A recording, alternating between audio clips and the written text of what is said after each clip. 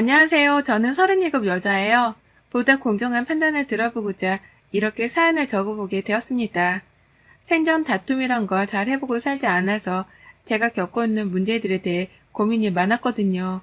제 딴에는 해결을 하겠다며 수도 써봤는데 칭찬을 듣고 싶은 마음도 굴뚝 같았고 말이죠. 바로 본론으로 넘어가자면 저에게는 동갑내기 시누이가 하나 있습니다. 따지고 보면 결혼을 한 저희 남편보다도 더 오래도록 알고 지내온 사이였죠. 저희 둘 다 같은 대학을 다녔었거든요. 둘 다 재학 중이던 학과가 비슷한 경영 계열이었고 시누이나 저나 한 번씩 자격증 준비를 했던 적이 있어서 도서관에서 여러 번 얼굴을 부딪혀가며 이름을 익혔습니다. 그러다 본격적으로 말을 나누게 된 건 취업을 하고 나서였고요. 각자 하던 자격증 공부해서 시원하게 낙방을 해버린 후 저는 저대로 시누이는 시누이대로 취업 준비를 했었죠. 전 부모님께서 적극적으로 서포트를 해주신 덕분에 그 당시 수험생들이나 취준생들이 많이 몰리는 동네에서 자취를 하며 준비를 했고요. 신호 소식은 잠시 동안 까마득히 잊고 지냈었는데요. 대학 때 지나가며 얼굴을 배우던 그 시누이를 회사 안에서 다시 만나게 되었네요. 정확히는 제가 먼저 입사를 했고 제 바로 2년 후에 시누이가 신입으로 들어왔었답니다. 회사에서도 반가워 아는 척을 하고 싶었으나 아무래도 학교가 아닌 직장이라서 그런지 다가간다는 게 쉽지 않았어요. 신우도 제 얼굴을 분명 아는 듯 하는데 적당한 거리를 지키고 싶어 하는 듯 보였고요. 아무래도 제가 또래이고 같은 대학을 나오기까지 했는데 먼저 2년이나 회사에 입사를 해서 다니고 있던 선배라는 사실이 편치 못했던 모양이었습니다. 저도 그 마음은 충분히 이해를 했기에 오지랖을 떨려고 하지 않은 채 신우이를 기다려줬고요. 하지만 결국 회사를 함께 다닌 지가 3년이 넘도록 친해지기는커녕 오다 가다가 눈만 마주치면 인사를 하는 게 전부였어요. 저도 일이 바쁘다 보니 점점 신우이랑 친해지겠다는 마음 자체를 먹는 걸 접어버렸고요. 그런데 이게 웬일인 건지 저희 두 사람이 인연이 있긴 있었던지 결혼으로 얽히게 되었더라고요. 회사 선배의 소개팅을 대타로 나갔다가 제가 남편이랑 바로 눈이 맞아버렸는데요. 그 남편이 바로 신우의 오빠였던 겁니다. 회사 선배는 제 남편이 신우 오빠인 줄을 미리 알고 있었고 빠른 시간 내에 대신 나갈 대타를 샀던 바람에 저한테는 충분한 설명을 해주지 못했던 겁니다. 뒤늦게야 남편이랑 교제를 시작하고서 이 사람이 신우 오빠란 사실을 알게 되곤 얼마나 당혹스러웠는지 몰라요. 무려 대학 때부터 얼굴만 알고 오며 친해지지도 못한 사람이었는데 그런 사람이랑 결혼으로 얽히게 된다고 해서 얼마나 친해질 수 있을까 싶어 벌써부터 고민이 앞섰죠. 그래도 상황이 닥치면 자연스럽게 친해지지 않겠나 싶었어요. 신우도 왠지 한 직장에 다니는 사람이 자기 오빠의 가족이 된다는 사실에 놀란 눈치이기도 했지만 저를 더 유심히 쳐다보고 눈 한 번을 마주치더라도 억지로라도 웃어주며 반응을 해주려 하더라고요. 그걸 보면서 신우도 내심 나랑 같은 마음인 건가 싶어서 마음이 놓였습니다. 적어도 서로 잘 지내보고 싶어 한다는 마음은 같다고 생각했으니까요. 하지만 막상 결혼을 하고 나니 상황은 뜻밖의 방향으로 흘러갔어요. 신우랑은 그렇고 그런 사이가 되어버린 겁니다. 차라리 가족이 되지 말았으면 더 좋았겠다 싶은 그런 뜨뜻미지근한 사이로 말이죠. 결혼식 날부터 사실 신우이가 제 성질을 건드리긴 했었어요. 제 나름대로 예산에 맞게 준비한 결혼식이었거든요. 저희 신랑이 전문직 종사자여서 경제적으로 여유도 있는 편이었고 저도 저희 부모님이 제 결혼 자금이라면서 오래전부터 2억가량을 모아주셨던 바람에 꽤나 여유있게 식을 준비했습니다.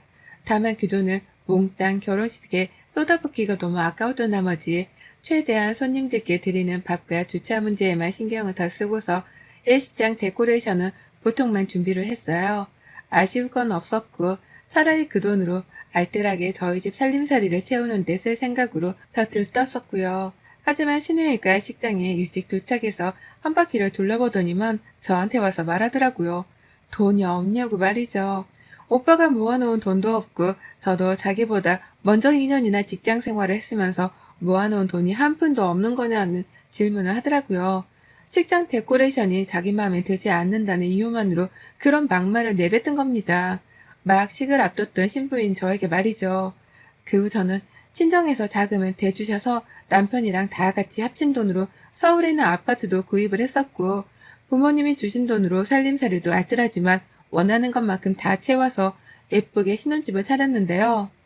저희 신혼집에 오고 나서는 이 소리를 멈추지 않았었어요. 저희 엄마가 덴마크에 여행 가셨다가 사오신 몇백만 원짜리 그릇 세트를 가지고서도 이런 거는 중고시장을 가야 사나? 라고 하면서 진지하게 물어보기까지 하는 신우였죠. 애초에 질문 자체가 저를 향해 배려를 해주지 않고 있었답니다. 꼭 제가 하는 것마다 없어 보인다는 걸 우회적으로 표현하는 것 같아서 기분은 2배로 상했었네요. 몇백만 원짜리 덴마크 그릇이라고 하니 잠깐 조금 팔려 하다가 이런 걸 왜 100만 원이나 주고 산대? 진짜 돈 쓸 줄 모르시는구나! 라고 하면서 또 가스라이팅을 날렸죠. 이러던 신우였기에 결혼하고 나서는 오히려 신우이랑 친해지지 않기 위해서 노력을 했어요. 회사 안에서야 일 때문에 각자 치이고 사느라 볼 여유가 없어서 그렇다 치지만 최대한 밖에서도 만나 얽히지 않고자 했고요. 어쩌다 시댁에서 모이게 되는 날에는 최대한 남편 옆, 시부모님 옆에 붙어서 안 들어도 될 불필요한 말들을 자체 소거를 하고자 했답니다. 저희 남편이나 시부모님도 알고 계셨거든요. 신우이가 어릴 적부터 말을 생각 없이 뱉어내는 바람에 집안에서도 꾸중을 여러 번 듣고 살았다고 말이죠. 그렇게 저를 위로해 주시니 저도 그나마 기분이 나았어요.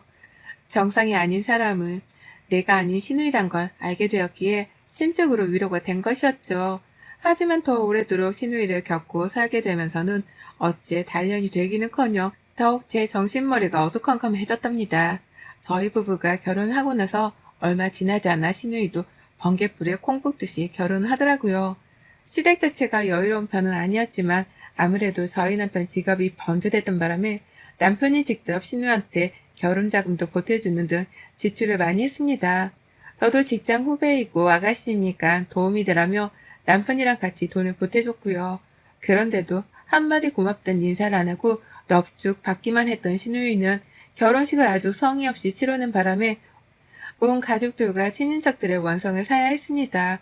돈을 얼마나 아끼려고 했던지 글쎄 결혼식장에 그 흔한 생화 한 송이가 없더라고요. 죄다 조화로만 꽂아놓은 바람에 하객들이 꽃을 가져가려다가 식장 소유 조화인 줄 알고서는 도로 집어넣어야 하는 우픈 상황이 벌어지기도 했답니다. 저한테는 돈을 얼마나 아낀 거냐며 비아냥거리더니만 정작 본인 결혼식을 더 최악으로 치러낸 신우이를 보며 말과 행동이 많이 다른 사람이라는 걸 새삼 한 번 더 깨우쳤었죠. 내 집에 올 때마다 물건이 더 저렴해 보인다느니 돈이 없냐느니의 말들로 거슬리게 하더니 정작 본인 집은 더 쓰러져 갈 정도로 애처롭게 채워놓기만 한 걸 보며 입만 살아있는 여자라는 걸 또 한 번 깨우쳤고요. 정말 욱하겠다 싶을 만한 일들이 여럿 있었지만 다 각설하고서 최근에 있었던 일에 대해 말씀을 드려볼게요. 지금 제가 5살 된 딸을 키우고 있습니다. 아이를 비슷한 시기에 가진 바람에 아이들끼리는 동갑내기고요. 사사건건 아이들을 대동해서 만날 때마다 신우가 그러더라고요. 옷을 좀 예쁜 걸로 사입히라고 말이죠. 중고시장에서 또 사온 것이 아니냐는 어투로 말입니다. 한두 번도 아니고 만날 때마다 옷 지적에 먹는 거 지적에 급기야 키가 또래보다 덜 큰 것 같다는 말도 안 되는 전문가 행세까지 해가며 지적을 하는데 이골이 날 지경이었습니다. 오죽했음 저희 남편도 자기 자식이나 잘 키우자는 말을 해가면서 신우 입 좀 틀어막고자 했죠. 하지만 신우는 아니었어요. 저희 부부는 남편이 끄는 외제차를 타고 약속 장소에 나타나고 또 아이한테는 늘 좋은 유모차나 좋은 옷을 입혔는데 그게 쌤통이 나는 건지 아니면 비싼 걸 비싸다고 인지를 못하는 건지 늘 한마디씩 감히 훈계를 던지곤 했어요. 제가 직장에서 승진도 하고 잘 나가서 관리도 열심히 하는 편이었는데 그게 질투가 나는지 언젠가부터 몸매 지적도 서슴지 않았고요. 요즘 많이 먹나 보네? 라고 하며 또 가스라이팅 비슷한 걸 하는데 듣자마자 짜증이 확 나더라고요. 그런데도 참았습니다. 신우는 회사에서 일도 잘 안 풀리는 중이었고 비슷한 수준의 직장을 다니는 남편 월급 수준도 파악이 되었기에 경제적으로 어려우니까 질투가 나서 시비를 거는 건가 보다 싶어 이해를 해주려 했거든요.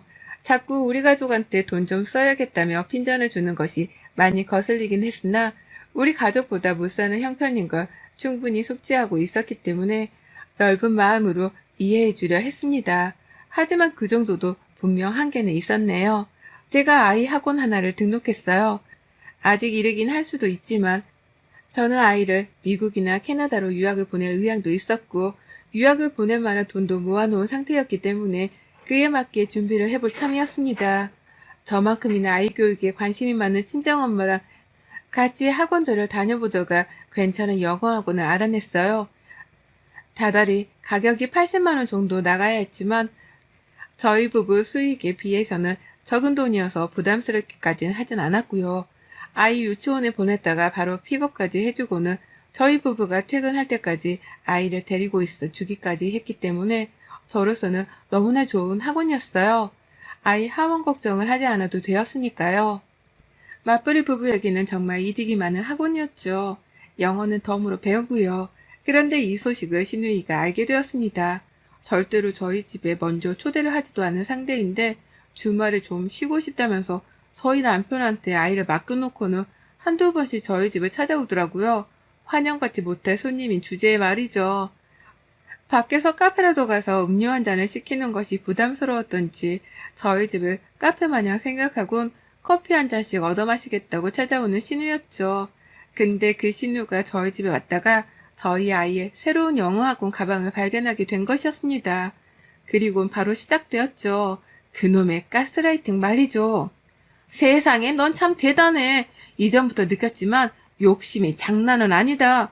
벌써 학원에 보내는 거야? 영어를 가르치겠다고? 내가 장담하는데 곧 글로벌 시대 같은 건 분명 없어질 거야. 코로나만 봐도 그렇잖아.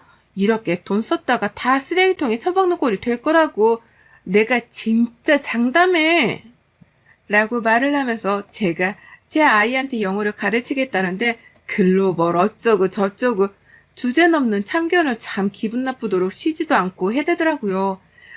제가 아이 유학을 보내려는 것도 다 제가 영어를 못해서 열등감에 그러는 거라고 하면서 말이죠. 문제는 여기서 끝이 아니었어요. 저희 아이가 혼자서만 영어 학원을 가게 된 것에 쪼들림이라도 느낀 건지 그 후로 잊을만 하면 연락을 해와서는 급기야 이런 말도 했어요. 나 같으면 거기 학원 말고 그 옆에 있는 이 선생 있지? 그 학원으로 보낼 거야. 그 학원이 더 비싸고 학원 커리큘럼도 좋다는데 왜 엄한 곳으로 얘를 보내서는 영어를 이상하게 가르치려고 하는지 이해가 안 되네. 학원 그런 데나 아무 데나 보내면 안 되는 건데 역시 엄마가 똑똑해야 아이도 같이 똑똑한 거라니까. 라고요. 저 들으라는 식으로 회사 구내식당 안에서도 이 말을 하더니만 지나가다 마주쳐도 아이 학원 얘기, 그놈의 학원 얘기 정말 더 듣고 있자니 진절머리가 날 지경이었습니다. 그렇게 화를 북돋던 신우이는 결국 저번 주에도 묻더라고요. 학원에 가서 적응을 잘 하지 못하고 있지 않냐고 말이죠. 내가 분명히 말하는데 그 학원에서 적응 못하고 있을 거라니까? 그렇게 저렴한 곳으로는 영어를 배우게 하러 보내면 안 되는 거지. 영어 학원인데 80만 원? 돈 좀 쓰라니까 또 이런다. 진짜 돈 없는데 있는 척만 하고 사는 건 아니지?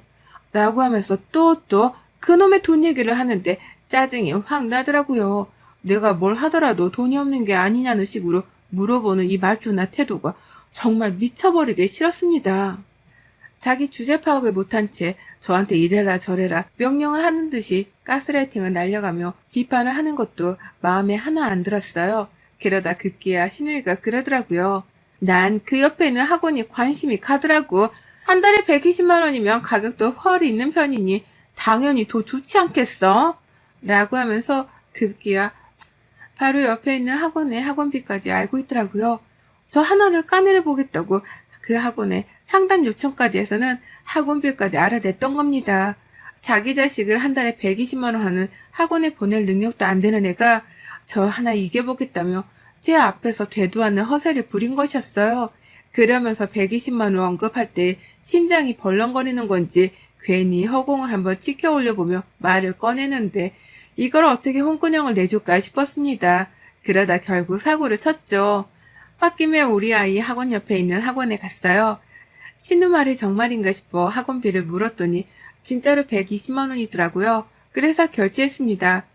딱 한 달 다니기만 하고 신우한테 비아냥이란 비아냥은 다 들었던 그 80만 원짜리 학원은 때려치웠고요. 신우 말대로 신우가 자기라며 갈 거라고 허세란 허세는 부려가며 칭찬을 했던 바로 그 학원을 등록해버린 겁니다. 학원비가 예산보다 40만 원이 더 추가가 된 것이 좀 허탈하긴 했지만 어떠냐 싶은 마음이었어요. 그리고 전 애초에 독한 마음 먹고 이 학원으로 옮긴 만큼 이참에 신우한테 참교육을 좀 단단히 시켜줄 참이었습니다. 그렇게 나라면 이라는 말을 반복해가면서 저의 결정을 우습게 여기고 마치 돈 없는 사람 취급을 했던 우리 신우이 나라면 이라는 말과 함께 120만 원짜리 학원을 보낼 거라는 가스라이팅을 날려가며 허세를 부렸던 신우이 그래서 소원대로 해주기로 했네요. 등록서 한 장을 더 받아 나와서는 거기다가 신우 아이를 대신해 같이 등록 신청했습니다. 신우 사는 집도 알았고 카톡에 보면 신우가 자기 집 올 때 몇 호로 오라고 주소를 보내준 것도 있었거든요. 전화번호도 당연히 알고 있었고요.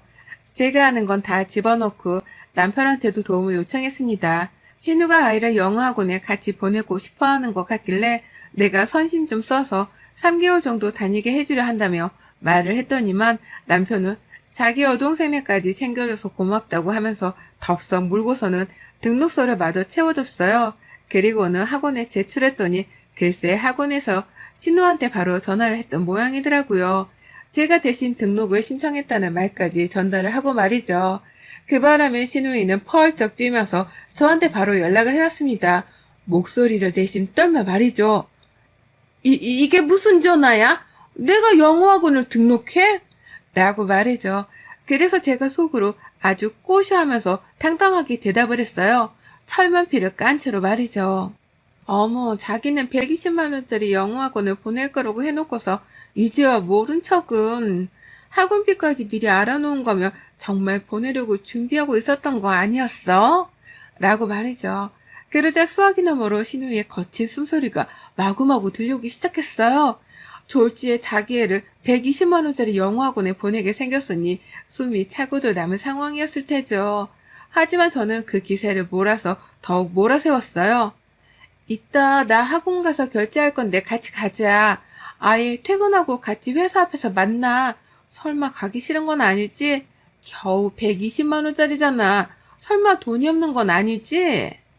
라고 말이죠. 그러자 우리 신우이 저한테는 돈이 없어 보인다고 한다거나 돈 좀 쓰라고 하면서 그놈의 돈돈돈 거리는 얘기를 참 밥 먹듯이 하더니만 막상 저한테서 돈돈거리는 말을 들으니 자존심이 퍽 상하다 못해 기분이 나빴는지 바로 반응을 하더라고요. 뭐? 돈이 없어? 지금 내가 돈 때문에 이러는 거 아니잖아. 당연히 나도 우리 아이를 보내려고 한 학원이었어.